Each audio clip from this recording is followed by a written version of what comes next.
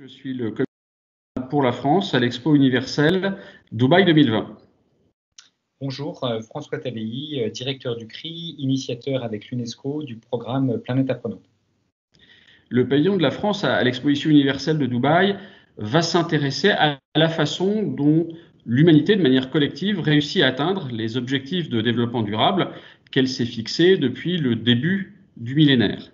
Pour cela, nous souhaitons aborder l'ensemble de ces objectifs de développement durable et les inscrire dans une perspective où ces objectifs sont créateurs d'opportunités pour l'ensemble de la population.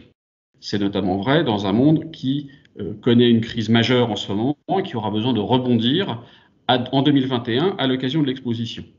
Pour cela, l'éducation est évidemment une pierre angulaire de l'ensemble du dispositif qui permet d'atteindre les objectifs de développement durable.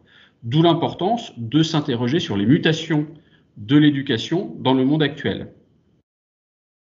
L'éducation, traditionnellement, nous invite à apprendre les solutions d'hier et éventuellement être en compétition pour mieux les comprendre.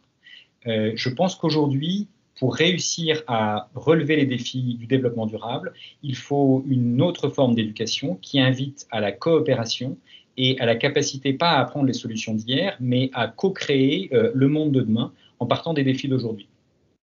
Et ça peut se faire en modifiant notre rapport à l'apprentissage à tous les âges de la vie, et ça peut se faire en invitant systématiquement les individus à prendre soin d'eux, à prendre soin des autres, à prendre soin de la planète, et à collaborer pour co-créer de nouvelles solutions en utilisant des logiques de l'open source et de la science ouverte qui vont faire que non seulement on peut coopérer localement, mais on peut, grâce au numérique, partager ce que l'on fait à toutes les échelles et arriver à faire que des solutions qui peuvent naître à Paris, à Dubaï ou à Kuala Lumpur peuvent être documentées et partagées pour être réutilisées à Rio de Janeiro ou à Nairobi.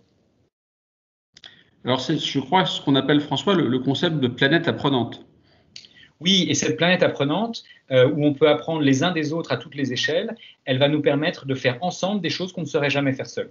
Et donc cette idée de communauté apprenante, elle peut être vraie à tous les niveaux. Ça peut être vrai dans une classe, ça peut être vrai au niveau d'un pays, ça peut être vrai au niveau d'une planète, parce que systématiquement, grâce au numérique, on peut partager à toutes les échelles, quasiment en temps réel. Alors cette planète de l'éducation, cette planète apprenante, ça va être précisément un des moments importants du pavillon de la France à l'exposition universelle. Nous allons avoir une réflexion au sein de ce pavillon sur la notion de progrès, la façon, depuis plusieurs siècles, notamment depuis le fameux siècle des Lumières, l'humanité réfléchit sur le progrès qu'elle se donne et les objectifs qu'elle souhaite atteindre. Dans ce cadre-là, nous allons consacrer une place privilégiée à cette fameuse planète de l'éducation dont François va nous dire quelques mots maintenant. Bien, effectivement, les Lumières ont coévolué avec l'éducation, mais pour réinventer les Lumières, il faut aussi réinventer l'éducation. Et dans la planète éducation du pavillon France, on sera invité à découvrir ces nouvelles manières d'apprendre. Comment est-ce qu'on apprenait à l'heure des Lumières? Eh bien, il n'y avait pas des systèmes scolaires très, très formels, mais par contre, déjà, il y avait une encyclopédie. Et donc, on va redécouvrir l'encyclopédie et tout ce qu'on savait déjà à l'époque. Et puis, on va se plonger dans l'encyclopédie du XXIe siècle, qui est Wikipédia. Et grâce à ça, on va voir que le savoir est passé de quelques milliers d'articles à quelques millions d'articles. Donc, on a 1000 fois plus de connaissances. Clairement, plus personne ne peut tout apprendre, mais collectivement, on arrive à apprendre les uns des autres et à faire des choses qu'on ne pouvait pas faire préalablement. Donc, le visiteur va être invité à découvrir ça. Et en fait, ce qu'on cherche à faire dans le pavillon France, et on inviterait les autres pavillons à le faire, c'est de réfléchir sur comment est-ce qu'on apprenait hier, comment est-ce qu'on apprend aujourd'hui et comment est-ce qu'on apprendra demain. En partenariat avec la Fondation Antoine de Saint-Exupéry et l'UNESCO, on va même travailler avec le Petit Prince, qui va être notre ambassadeur et qui va nous inviter à visiter différentes planètes. C'est un grand voyageur interplanétaire, comme chacun le sait, et il va nous inviter à mieux penser cette planète apprenante. Et on a déjà un projet pour le 24 janvier, qui est la Journée nationale de l'éducation, dès 2021.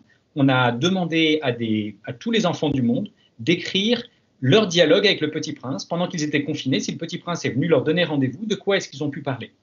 Et puis, l'année prochaine, on voudrait faire encore mieux et inviter chacun des pavillons à célébrer comment est-ce qu'il apprenait hier, comment chaque pays apprenait hier, comment est-ce qu'on apprend aujourd'hui et comment est-ce que les jeunes se projettent dans apprendre demain.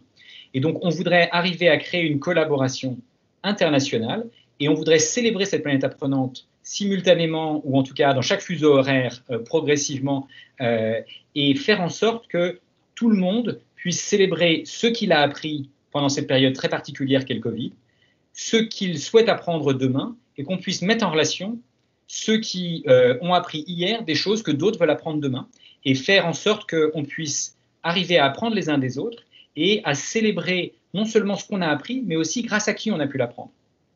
On a pu apprendre peut-être de sa grand-mère un certain nombre de choses essentielles, on a pu apprendre de ses amis, on a pu apprendre de ses collègues, on a pu apprendre dans un contexte scolaire, dans un contexte formel ou informel, dans une association. Et on pourrait non seulement célébrer dans le pavillon France, mais à l'échelle de la planète, partout, tout le monde peut être invité à célébrer ce qu'il a appris et à se mettre en contact avec d'autres qui veulent peut-être apprendre les mêmes types de choses et faire en sorte qu'on crée des communautés apprenantes à toutes les échelles. On parle de planètes apprenantes fractales, c'est-à-dire que toutes les échelles sont mobilisables et donc on peut faire ça chez soi, dans sa ville, dans son pays et sur toute la planète. Et ce qui se passera à Dubaï en sera l'épicentre.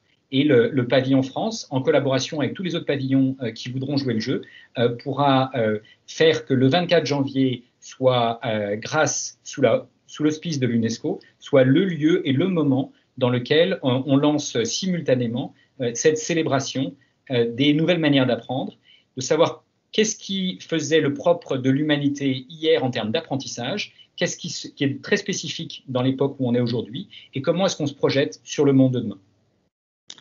Merci beaucoup François, je crois que c'est la meilleure définition au fond de connecter les esprits qui est le symbole et le mot d'ordre de l'exposition universelle. Donc on attend avec impatience cette planète éducation lors de l'exposition sur le pavillon France.